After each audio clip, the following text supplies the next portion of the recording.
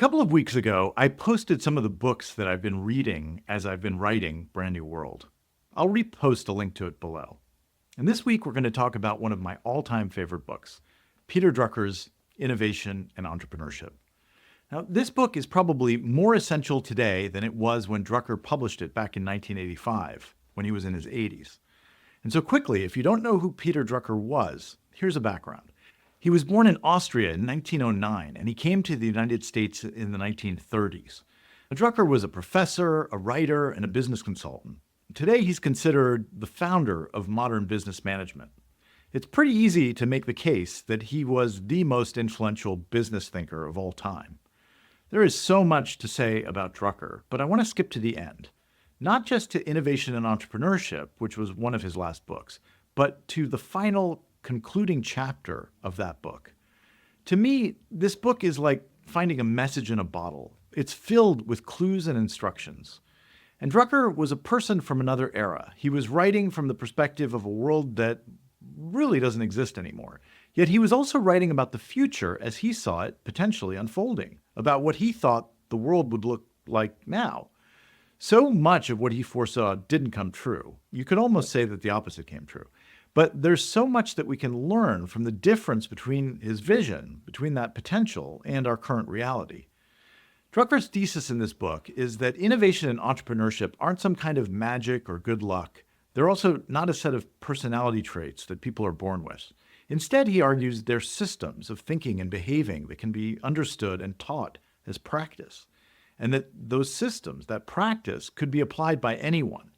As Drucker put it, entrepreneurship is something you do, not someone you are. He calls innovation and entrepreneurship forms of a new technology or a new useful knowledge, and he believed that we were at a major turning point in history when that knowledge was on the verge of transforming everything. In the last chapter, Drucker argues that this transformation was going to lead to the emergence of what he called an entrepreneurial society. As he put it, what we need is an entrepreneurial society in which innovation and entrepreneurship are normal, steady, and continuous. The problem that he saw, and frankly, I think that we all experience today, is that institutions and systems and policies and products and processes and services, they all eventually outlive their usefulness. They do that whether they accomplish their objectives or whether they fail to accomplish their objectives. Entrepreneurship for Drucker wasn't just critical for businesses and economies. It was critical for society as a whole, including government and education and healthcare.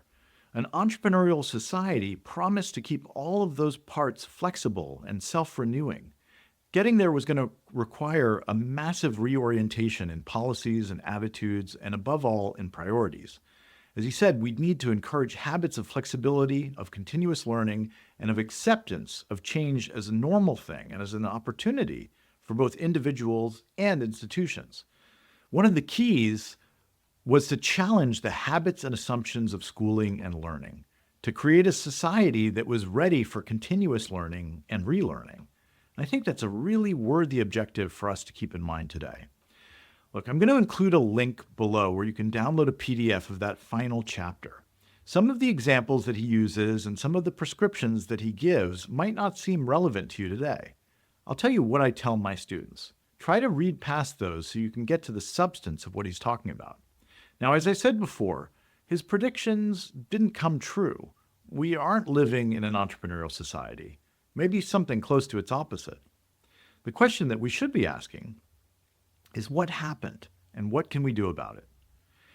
If you want to talk more about Drucker or innovation and entrepreneurship, send me a DM or make a comment below. And if enough people want to discuss it, I'll set up some time for us all to get together.